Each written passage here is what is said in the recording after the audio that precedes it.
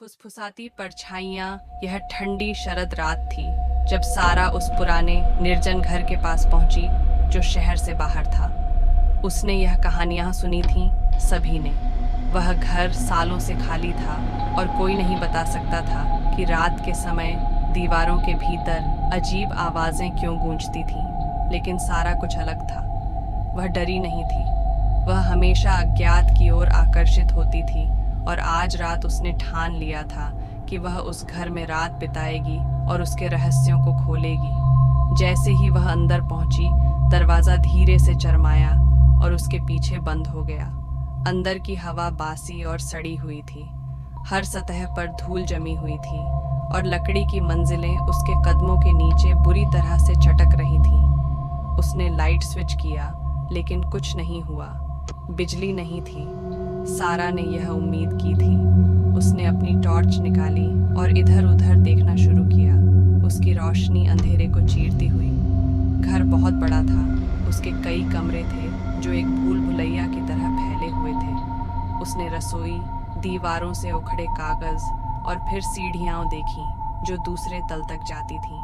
सीढ़ियाँ उसके वजन के नीचे चरमाती थीं। हर कदम अगला भारी महसूस हो रहा था।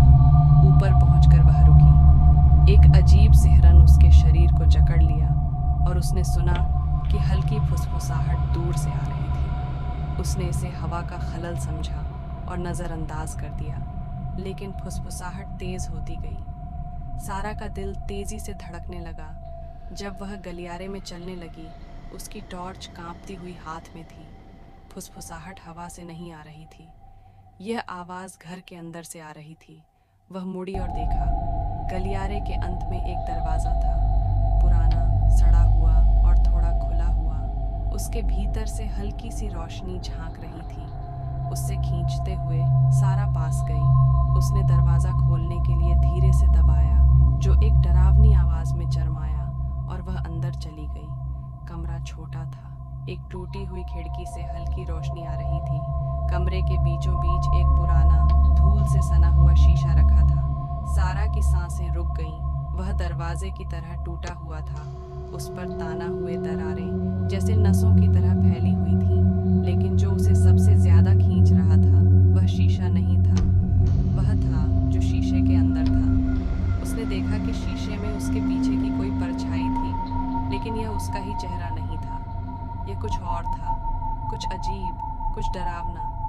अचानक सारा की आंखें फैल गईं और परछाई ने एक धीमी मुस्कान बनाई। उसने पीछे मुड़ने की कोशिश की, लेकिन उसकी टॉर्च का उजाला मद्धम हो गया। तभी उसने सुनी एक तेज चीख जो उसकी ही आवाज़ जैसी थी, पर अलग, जैसे कोई और उसे पुकार रहा हो। घर की दीवारों से एक डरावनी फुसफुसाहट बाहर निकलने लगी, जैसे सारा अब उस घर का हिस्सा बन चुकी थी, उसकी परछाई की तरह।